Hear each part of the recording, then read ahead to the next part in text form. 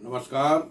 आज हम आपको एक ऐसे बुजुर्ग से मिलवा रहे हैं जो ये मान के चले कि उनके पूर्वजों ने देश के लिए बहुत बड़ा योगदान दिया है और उस योगदान में उनको बहुत बड़े बड़े मेडल मिले हैं।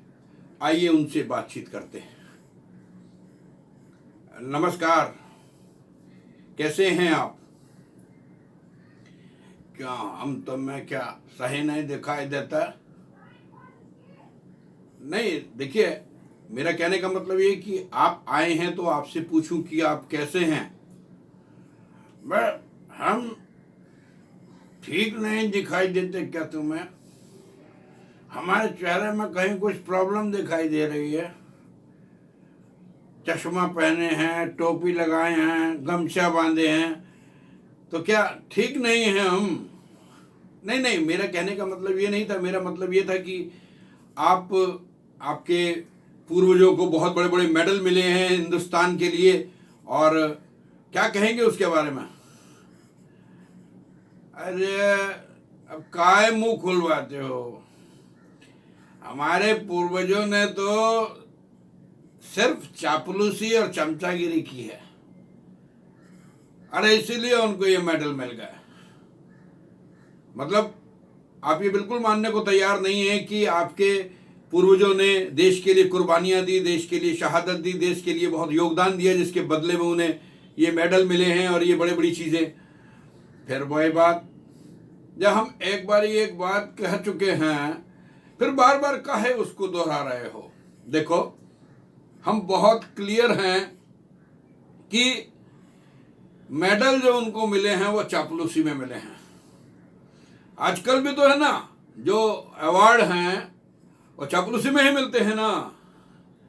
अरे अगर असली में अवार्ड मिलते हैं, जैसे परमवीर चक्र है, शौर्य चक्र है, महावीर चक्र है, ये तो शहादत के लिए और जान देने के लिए होते हैं। लेकिन जो दूसरे अवार्ड होते हैं वो चमचागिरी और चापलूसी के होते हैं, तभी तो लोग उन्हें वापस कर देते हैं। अरे आज तक सुना है आपने किसी ने अपना महावीर चक्र या शौर्य चक्र देश को वापस लौटाया हो?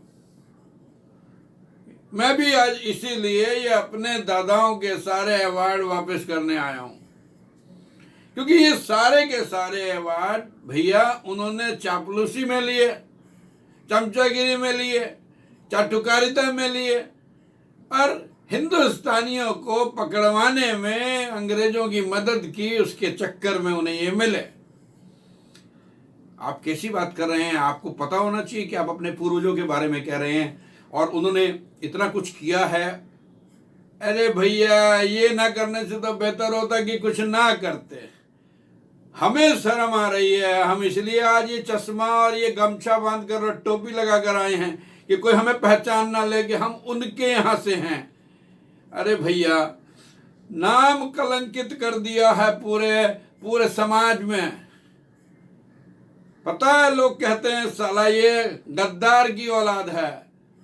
अब बताइए इसमें हमरा क्या कसूर है? हमरा तो डीएनए, अब क्या बताएं। अच्छा एक बात बताइए आप। चलिए हम उन सारी बातों को छोड़ते हैं। आप ये बताइए कि आप अगर उस दौरान होते तो आप क्या करते? अबे भैया, होते तो कुछ करते ना। ऐसा उलट पुलट जवाब और सवाल पूछते हो जिसका कोई मीनिंग नहीं है। एक बात बताओ, हम होते तो वो करते, वो होते तो वो करते, अरे तुम होते तो क्या करते? देखिए, मेरा कहने का मतलब ये है कि अगर आपने उस दौर में जन्म लिया होता तो आप देश के लिए क्या करते? फिर वही सवाल, अरे भैया जन्म लिया होता तब ना। हम तो ये भैया 70 के आसपास में आए हैं, तो अब हम कैसे जाने कि हम वहां होते तो हम क्या करते? अच्छा, आप अगर चलिए मान लीजिए आप प्रेजेंट में अभी हैं, तो आप अभी देश के लिए क्या कर सकते हैं? कर रहे हैं ना। अरे बड़े बड़े आंदोलन कर रहे हैं, धरने दे रहे हैं, नारे लगा रहे हैं, और इससे ज्यादा क्या करें बताओ? नहीं, ये सारी चीजें तो आप देश के विरोध में कर रहे हैं, देश विरोधी बातें कर रहे हैं। आप ऐसा कुछ क्यों नहीं करते कि जो समाज के लिए, देश के लिए अच्छा हो? तो आपको क्या लगता है ये आंदोलन, ये धरने, ये महापंचायतें, ये सब समाज के लिए अच्छी नहीं है। देखिए, हम भी कहीं ना कहीं दूर से, अरे जमींदार के बेटे हैं ना, हमारी नस्लों में भी जमींदारी का खून है, चाहे वो गुलामी वाला ही क्यों ना हो। अब हम तो एक ही बात कहते हैं कि हमारा कर्तव्य है, हमारा धर्म है कि हम, या सोच में काहे को पड़ गए, कुछ बोलते क्यों नहीं है, गूंगे क्यों हो गए? अरे भैया सोचने दो ना। जब कोई चीज रटी रटाई याद कर कर आई जाती है तो उसको सोचना पड़ता है, उसको सोचने में, बोलने से पहले उसे सोचना पड़ता है कि क्या बोलें। भैया हम तो तोते हैं रटे रटाए, हमको जो रटाया जाएगा हम तो वो बोलेंगे ना। मतलब आप ये मान रहे हैं कि आप जो ये प्रदर्शन, धरना वरना जो आप दे रहे हैं और आज ये जो बैठे हैं, तो आप ये सब किसी के कहने पर कर रहे हैं? अरे भैया क्यों मरवाने की बात करते हो आप? हमने कब कहा कि किसी के कहने पर हम बोल रहे हैं? हमने तो कहा कि हम तोते हैं। अब तोता जो है क्या करता है ये आप ही जान लो। समझ रहे हैं ना आप? नहीं, वो तो मैं समझ रहा हूं आपकी बात। आपको क्या लगता है कि मैं मूर्ख हूं? अरे भैया मैंने कब मूर्ख कहा आपको? अब आप अपने आप को मूर्ख समझो तो हमें इससे कोई एतराज नहीं है। हमारी तो सिर्फ यही मांगे हैं। क्या मांगे हैं आपकी? आप बताइए, आपकी कौन सी मांग है जो हम पूरी कर दें? अरे भैया मांग हमारी पूरी नहीं, मांग तो आप किसानों की पूरी करेंगे, आंदोलनकारियों की पूरी करेंगे। अरे वो जो बैठे हैं ना सर्दी में, उनकी पूरी करेंगे। नहीं तो हमने कब मना किया है? हम तो आपसे पहले कितनी बैठकें ले चुके हैं, कितनी बारी बातचीत कर चुके हैं, लेकिन वो आप ही की तरफ से आपके लोग मानने को तैयार नहीं है। तो बताइए अब हम क्या करें? आप कुछ मत कीजिए। आप कुछ करेंगे तो फिर दिक्कत हो जाएगी, बारिश होगी, डंडे होंगे, गोली चलेगी।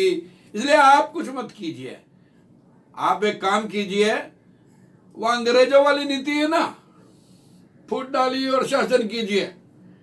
देखिए हमारा खून बोला ना, हमने आपको एक तो राय दी है, बहुत बढ़िया। विभीषण ने भी ऐसे ही रावण के लिए राम को राय दी थी, और सुग्रीव ने भी दिया था राम जी को बाली के लिए।